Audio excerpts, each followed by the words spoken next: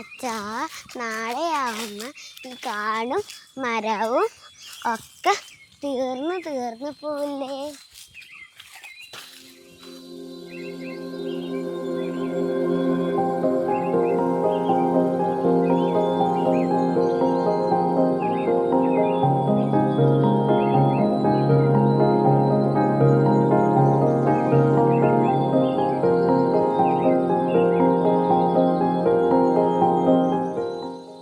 മാളക്കുട്ടി, പണ്ടൊക്കെ ഈ കുപ്പിയിൽ വരുന്ന വെള്ളമൊക്കെ കുടിക്കുമെന്ന് അച്ഛൻ വിചാരിച്ചിട്ട് പോലും ഇല്ല.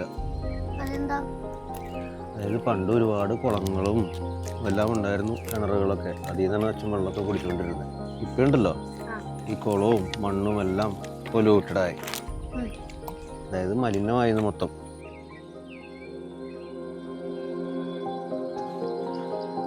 നമ്മുടെ ഈ പ്രകൃതിയും മണ്ണും ജലവും വായുവും എല്ലാം സംരക്ഷിക്കപ്പെടണം. എന്നാലേ നമ്മൾ മനുഷ്യർക്കും മറ്റു ജീവജാലങ്ങൾക്കും നിലനിൽപ്പുള്ളൂ. ഇവിടെ മാത്രമല്ല, ലോകം മുഴുവൻ എല്ലാവരും അങ്ങനെ ചിന്തിക്കണം. അതിന് പൊല്യൂഷൻ കുറയ്ക്കണം, കഴിയാവുന്നത്ര മരങ്ങളും ചെടികളും എല്ലാം വച്ചുപിടിപ്പിക്കണം.